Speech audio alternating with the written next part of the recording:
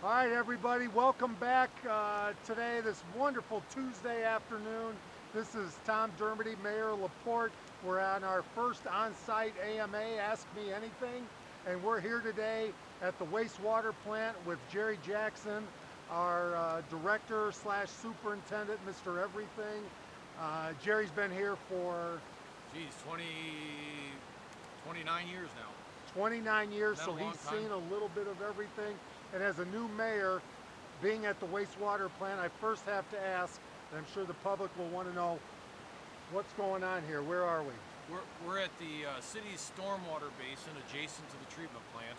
There's a 60-inch storm sewer that runs up and takes part of Monroe Manor and Monroe Street, and also the drainage off the lakes. So all that stormwater comes into this pond.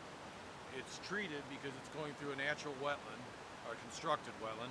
It removes sediment, and then it overflows to Travis Ditch, which then goes down to the Kankakee River. So we're treating water, slowing it down, and making it better quality for discharge. And so it comes here, here's the Travis Ditch to the Kankakee River, right here.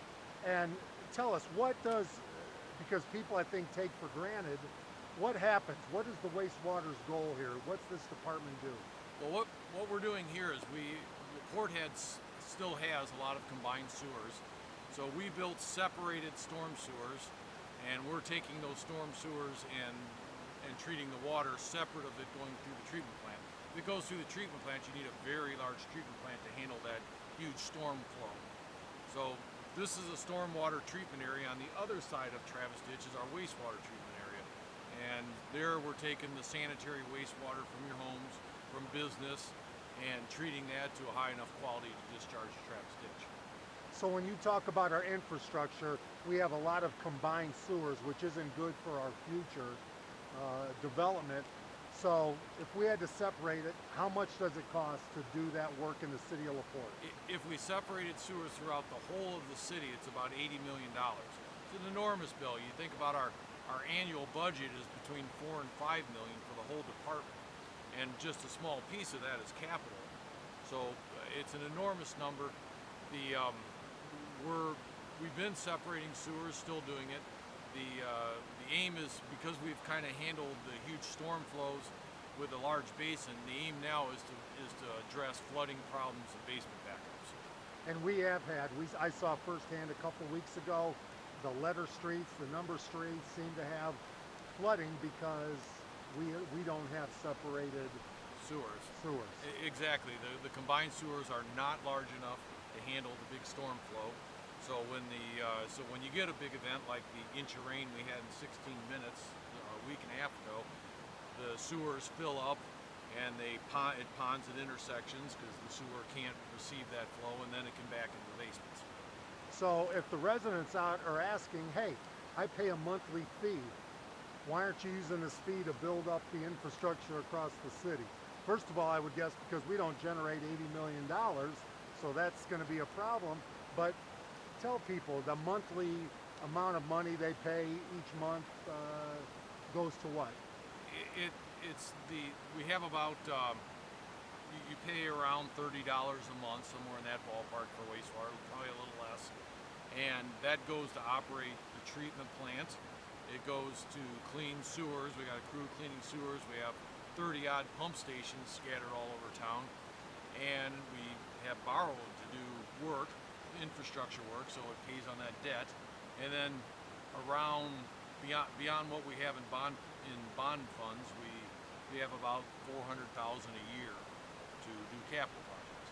So it's a small chunk of money when the infrastructure needs are so large. And we like low taxes, we like low amounts, but one thing I learned at a recent, in January, new mayor's class and so forth, that LaPorte's numbers, our monthly fees are much lower than similar in many communities across the state of Indiana. That's correct. We're lower than cities our size. We're lower than the state average by a substantial margin. It's like $3 or $4 and per bill. So we are kind of low. That gives it's attractive for industry, but you weigh that against the money needed for infrastructure to improve the system and make it work correctly. So one thing that I've asked as mayor to Jerry is we have to have a discussion with the community. If we want to address the flooding issues, if we want to move forward, we don't have the current funds to do so. So we're going to have a conversation. I think it happened a little bit last year, but if we want this to happen and we don't want the flooding in the streets that are backing up into homes, we are going to need new infrastructure. Absolutely, and we'll have a conversation with the citizens and with the city council. Here's a list of projects that are needed.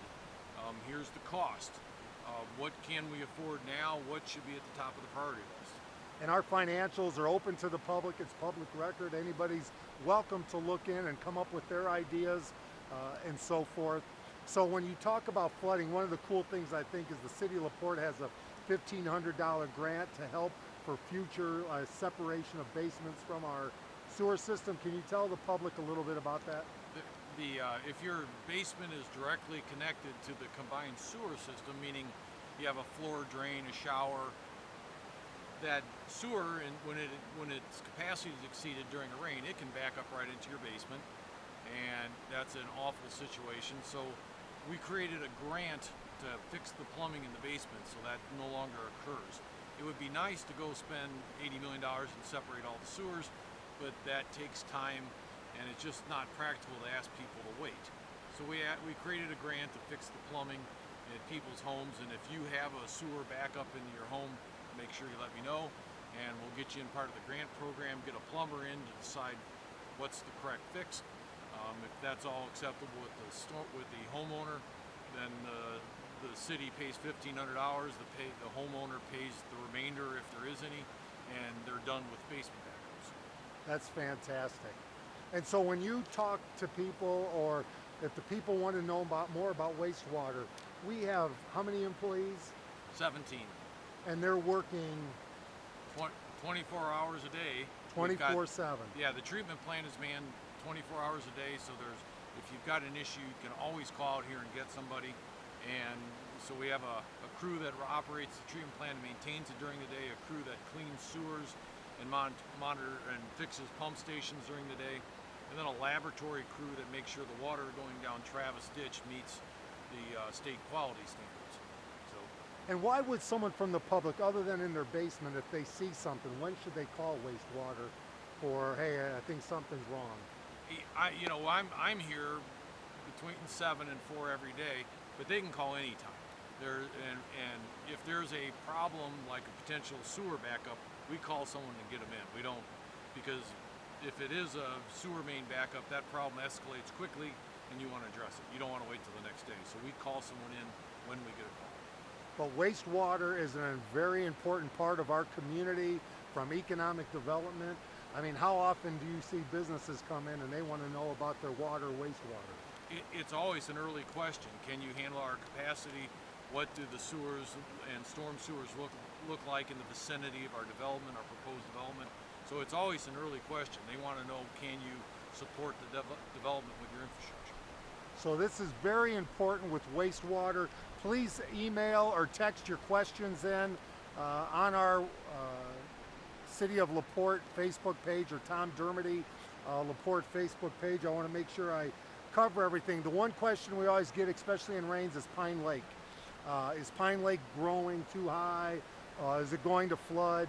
And one of the things I've learned quickly is Jerry is on the ball on a daily basis addressing the Pine Lake. Can you tell we have a drain there, correct? Can you explain a little bit about it and how you spend your time dealing with Pine Lake? We have a drain that was built in the late 90s. In the middle 90s, there was substantial flooding. Homes and streets were flooded. So by the late 90s, it was completed in 99. We built a storm drain that goes right through the heart of the city, and it's a bit unique. It's a siphon, just like you'd siphon gasoline, only it's 24 inches in diameter and 2 miles long. And that draws water out of Lily Lake, and Lily Lake is connected to Pine and Stone, and also the Clear.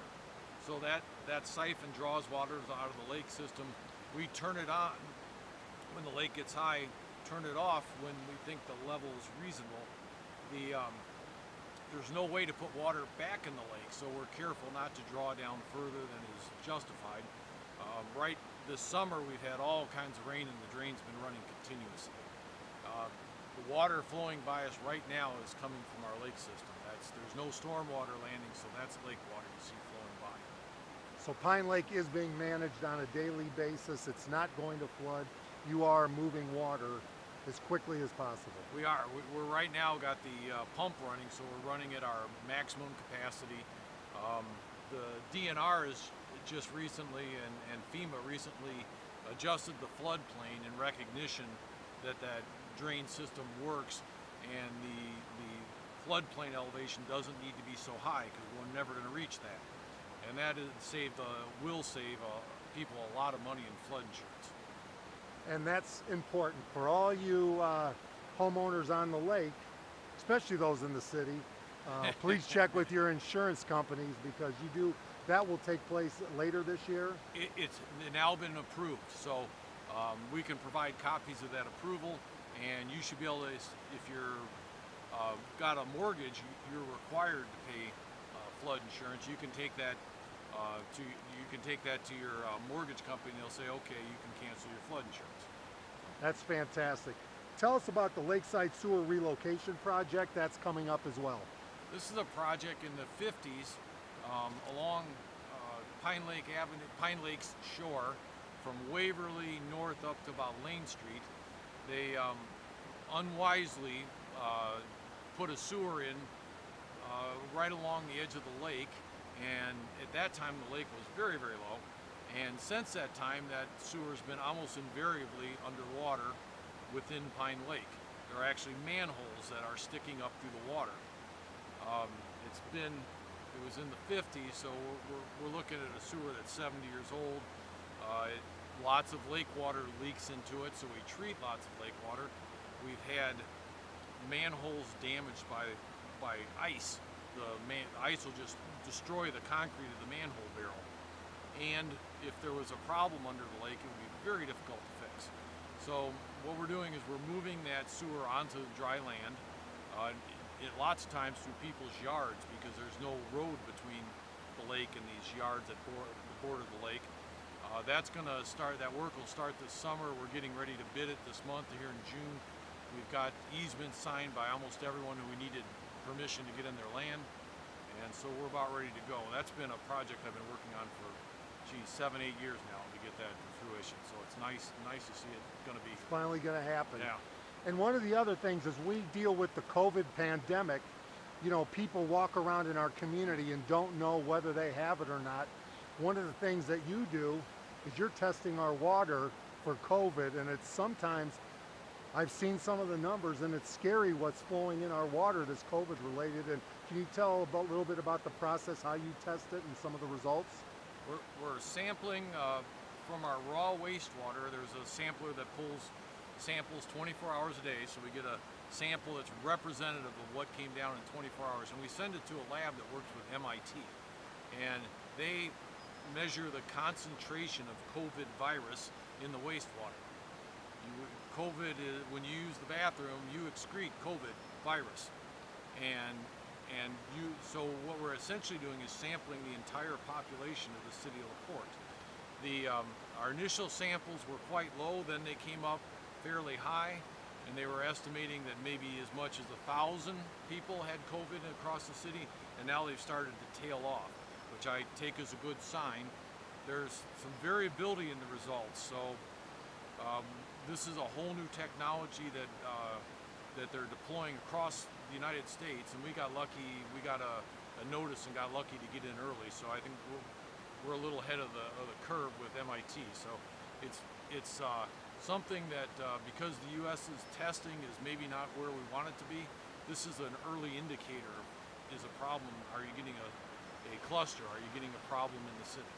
And so that's why you must, and I brought my mask. Jerry has his mask, 6 foot, hand washing, wear your masks, continue to do it. You couldn't hear me if I had it on right now, but that just shows you really that it's still here, even though it's tailing off, and we still have to take those precautions.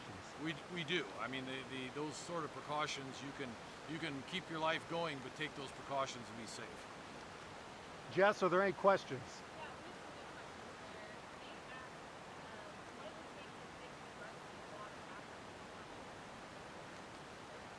So the question is, what would it take to eliminate the rusty water after they flushes it? The city's water system has a system to remove iron.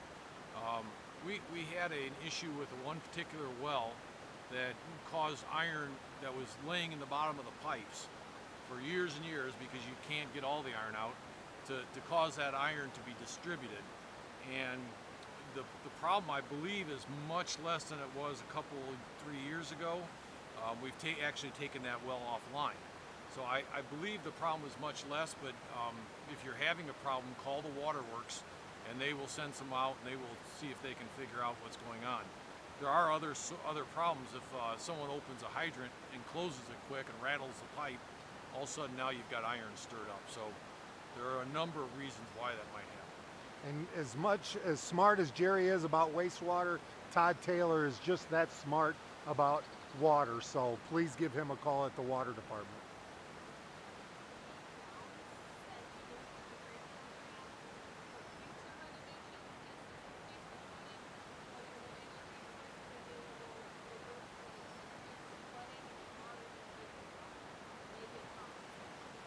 I mean, I can answer. I mean, there are not, it's only for moving forward, not for any damages to the basement and so forth. Correct. Oh, for the grant program, the question was, is there anything to repair basements, clean up basements? And there is not. It's only for future work to separate the basement from the plumbing. So.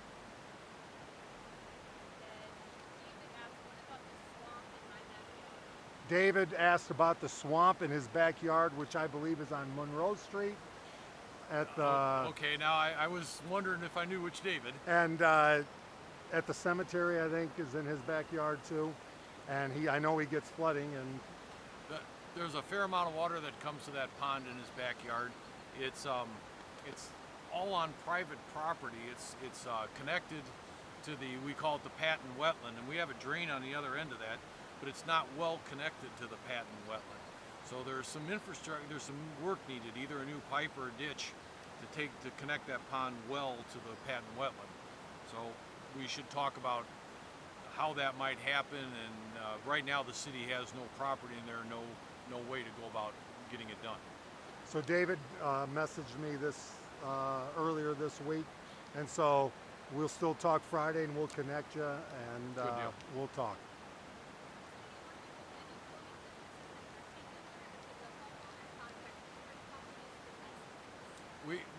If the homeowner has a relationship with a plumber, we'd like to continue that relationship and work with the plumber for that backup grant. Most of the plumbers in town have already done that work and are aware of it. And so the question is, does the city recommend a plumber? But really what you're saying is, if the resident has experience with a plumber, continue to work with that plumber. Yes. Jerry's popular today.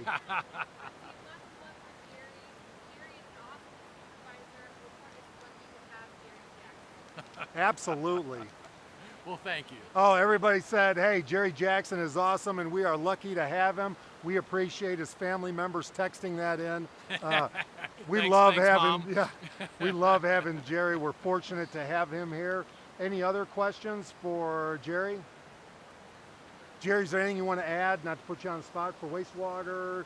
We have an excellent team, an experienced team that we're fortunate in LaPorte to have, and we take wastewater and water for granted until something happens. We sure do, and you know, if we're doing our job and the infrastructure's all working, you shouldn't have to think about it. But when it comes to mind, because there is an issue, make sure you let us know, because we'd like to address it and like to fix it. And the phone number and email? The phone number for the treatment plant is 219-362-2354. My email is jjackson@cityoflaportein.gov. And I would add that if I'm not there to answer the phone, Lori is often answer the phone, and Dan, and they are very capable and can direct crews to your problem. So don't feel like, I'm more than happy to talk to you, but don't feel like it's got to be me, because they can direct crews where they need to go. So I also want to take a minute, and Dunlin Media, Tim Frankie, again, volunteering his time. We certainly appreciate it. If you as a business, as things are starting to open up and you need to have social media attention, website work, anything to make your business different than your competitors, call Tim Frankie at 312-316-0980. As well, I want to put out there a couple things. Number one, I want to thank our police department, fire department, street department, Annette Leffler in the mayor's office, as well as Nick Otis, all working together Sunday evening when we had heard rumors, intel that people were going to come in to loot and damage our community. And we worked together, and that's not going to happen. It was horrendous what happened in Minnesota. Nothing like that should ever happen to an individual. We don't accept that for our law enforcement, never would. And we support peaceful protest. But looting and damaging a community by individuals that are outside the community to come in and do that, that really don't care much about the situation that's happened, is unacceptable. And we will be prepared to protect our residents, protect our businesses. But again, LaPorte's a community we all want to make sure everybody feels welcome, all races. And together we are one, and we will continue to be one. So with that, also the fire department is partnering with the Red Cross and hosting a blood drive June 8th from noon to 6 at the Civic Auditorium. A shout out to Monasol, one of our local companies that are spending dollars at 2 restaurants for all their employees, at Enzo's and now Third Base. It's been fantastic, as restaurants have seen a difficult time for them to commit dollars for their employees to eat at each of those locations. Take 5, we've had another uptick in Take 5, so continue to get out there, clean up our community. And we will send you a t-shirt if you post on the City of LaPorte website a picture of you cleaning up LaPorte. We'll get you a t-shirt there. But it's important as well. The parks are opening up. Our parks are special. Let's not leave trash, chairs, and different things next to our trash can. That can lead to a $1,000 fine, and we will do what it takes to keep our parks beautiful. And then spring cleanup, July 13th through the 17th. We'll have more information on our Facebook page to talk about that. And Farmers Market this Saturday. You're missing out if you haven't been there. So with that, any other questions? Yes.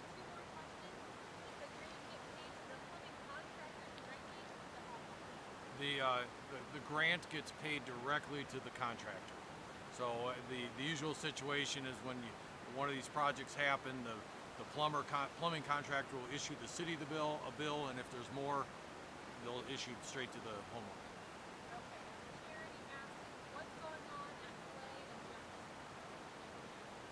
Right now, at Clay and Jefferson, I'm not sure, other than that we are going to continue to take control of our community, and Jefferson Ave has been sites of several issues that are unacceptable in LaPorte. Just like 701 Maple, where we have an owner of apartments that doesn't care about the community, and those type of apartment people deserve to live in decent apartments. They need to take care of them. But we also have one down on Clear Lake Boulevard. It's called The Compound, and we've mentioned both of those are on the target list. That behavior and having police have to go 3 times a night or 13 times in a week to each of those locations, unacceptable. Tim, you added, I'm sorry? Oh, it may have been repaved. Our paving is out, but we're also setting a standard for the quality of life that we're going to have here in LaPorte. And again, Tim Frankie, Dunlin Media, check him out, look him up on the website. Jess Bruder, making an impact as our communications director, and we appreciate all of that. When people want to message me about wastewater, you're welcome to, and I love hearing from you. All I'm going to do is forward the text to Jerry. So the best thing, if you have a question about wastewater, J. Jackson at City of LaPorte, IN.gov. IN.gov, or 36, 219-362-2354. just to give Jerry a bunch of extra work, but that's the best way to get it. And the question?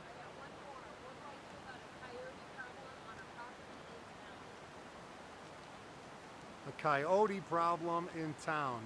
I would call Mark Schreiber at the Park and Rec Department, or Jeff Batchelor. That's an interesting one. That's code enforcement, and maybe the police department. If you want to message me, we'll get you that direct information. Give Jess your contact information and we'll get back to you. But with that, if you have questions for me, 219-363-7293, or follow Tom Dermody, LaPorte Mayor Facebook page. And again, it's going to be a great week. Think about your wastewater. If you have issues, contact Jerry. Everything is open. We're going to work together, but we do have to do something financially to address the infrastructure, correct? And you'll be here all the way. Absolutely. We got a big long list of problems to solve, and we'll prioritize them, figure out how to get the funding and go. All right, we'll be back this Friday on an special AMA in the parks. We'll send information out on that. Till then, have a great day and thanks for your time. And we are LaPorte Proud.